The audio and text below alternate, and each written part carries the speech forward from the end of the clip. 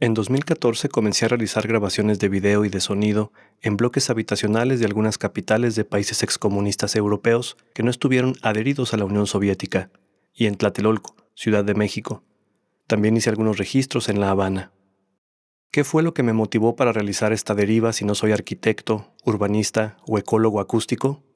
Desde mi perspectiva, estos registros podían lanzarme información para encontrar comunes históricos, políticos, sociales, arquitectónicos y paisajísticos entre estas diversas geografías en relación con Tlatelolco. Asumo íntegramente la responsabilidad personal, ética, social, jurídica, política e histórica por las decisiones del gobierno en relación con los sucesos del año pasado.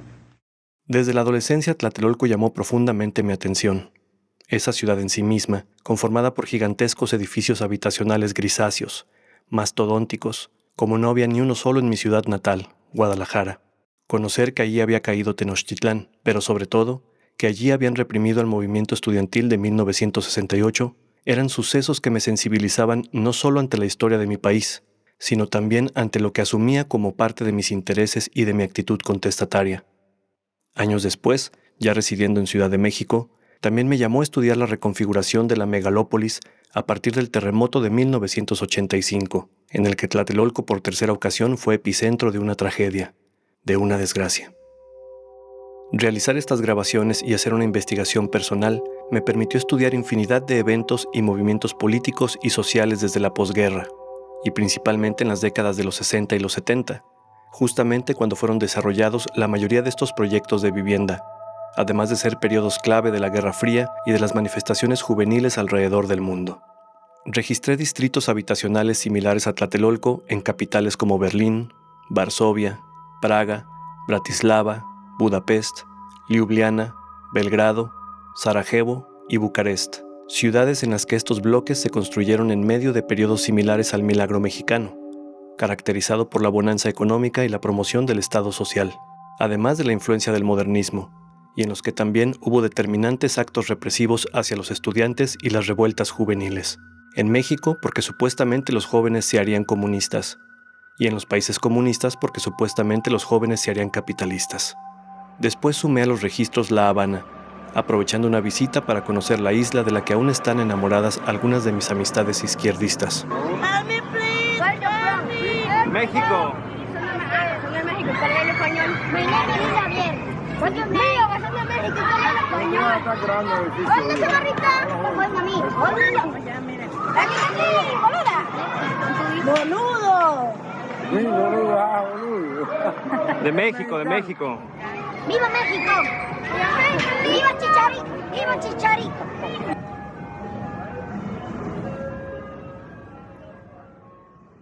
Me gustaría compartir, brevemente, algunas notas en torno a mis experiencias llevando a cabo estos registros que escribí en 2018 para la exposición Comunes, en Casa del Lago UNAM, Ciudad de México.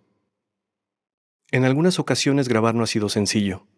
Ciertos distritos son similares a Marzahn en el este de Berlín, conocido por sus brotes de racismo y por alojar históricamente a población resentida por las consecuencias económicas de la unificación de Alemania, o a Tlatelolco y sus distintos periodos de delincuencia.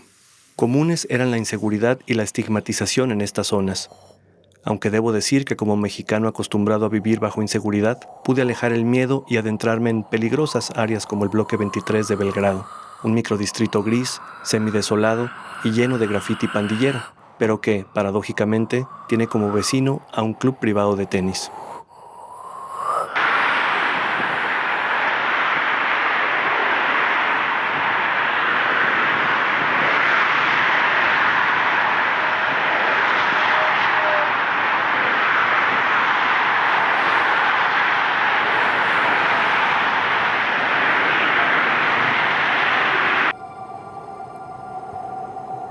Pienso en los bloques de Novigrad en Sarajevo, con amplios jardines entre los edificios, niños jugando en ellos, las madres conversando, los viejos compartiendo las noticias del periódico, un buen ánimo cobijado por torres que aún conservan huellas de rifles y morteros del cerco entre 1992 y 1996, el mayor genocidio posterior a la Segunda Guerra Mundial. Pienso también en las zonas verdes donde se establecieron algunos edificios en Ljubljana, al lado del río Ljubljanica, conocido también como el Río del Amor. Me interné en distritos inmensos como Jižní Město, en el sureste de Praga. Lo mismo, grandes parques y jardines donde la gente puede pasear o jugar, con edificios que han sido renovados desde hace algunos años, coloridos, una imagen ya muy lejana a la postal del gris edificio habitacional comunista. De igual forma en Varsovia, ciudad en la que no podía borrar de mi mente las tomas de Decálogo, la serie fílmica de Kieślowski, que muestra el trauma de una sociedad históricamente reprimida o humillada, como refiere la escritora polaca Agata Piszyk, quien escribió a plenitud sobre estos temas que aquí comparto en su libro Poor but Sexy, afirmando que ser del Este es una especie de maldición eterna, el estigma nuevamente, los ciudadanos de segunda o tercera clase, lo que los grandes capitales solo incluyen para sacar provecho. Me hace pensar tanto en México, en Latinoamérica y en el sur global. Postales sumamente homogéneas encontré en Budapest, algo similar a Tlatelolco, que en realidad presentan pocas variaciones arquitectónicas y urbanísticas, a diferencia de Bratislava o varios distritos del mismo Berlín, que han sido rediseñados por sus propietarios o por las inmobiliarias que ahora administran o que incluso poseen dichos edificios, y tanto sus fachadas como sus áreas públicas hoy relucen. En Belgrado encontré nuevos desarrollos frente a los icónicos bloques de la era comunista, y eran igual de gigantescos, pero suavizados por materiales como cristal o recubrimientos que ayudan a estetizar positivamente estas moles recién construidas, tratando de distanciarse de la clara influencia brutalista, vendiendo además amenidades que en la vivienda social se daban por hecho, por ejemplo, justamente, los espacios verdes. En La Habana encontré que los grandes edificios habitacionales son honrados por la población, al haber sido desarrollados por arquitectos cubanos que buscaban consolidar su propio estilo, además de que fueron construidos por la misma sociedad. Aunque ahora que lo recuerdo, he leído y escuchado comentarios similares en Polonia y en la ex-Yugoslavia en torno al orgullo por intentar desarrollar una arquitectura social distinta a la que dictaba Moscú, influencia notoria en esas cajas de zapato paradas de la República Democrática Alemana, idénticas a los bloques soviéticos. Algunas tomas capturadas en Bucarest por mi colaboradora Ana Topolenú me remiten a las calles mexicanas, en las que personas desaliñadas coinciden con entusiastas deportistas o con gente que cuida al mínimo detalle su apariencia. Eso sí, sin dejar de ver el teléfono móvil todo el tiempo. Coincidencias, comunes, pequeños detalles del cotidiano que si prestamos tiempo y atención, si escuchamos y vemos de forma crítica, son una fuente inagotable de información.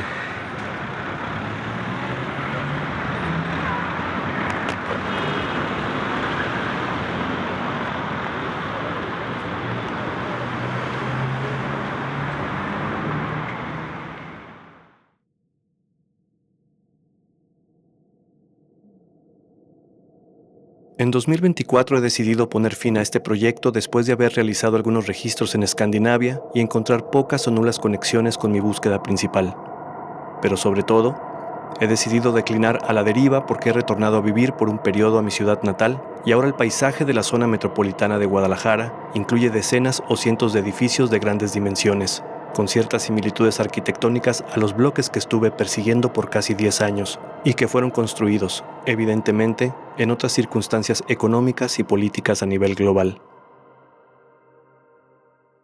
En Guadalajara no existieron este tipo de edificaciones habitacionales hasta hace algunos años. La ciudad se caracterizó por su paisaje horizontal y no vertical.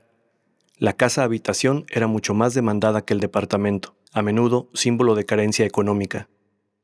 Los proyectos sociales que se desarrollaron dialogaban con el paisaje y la urbanística de la ciudad, de ahí su dimensión.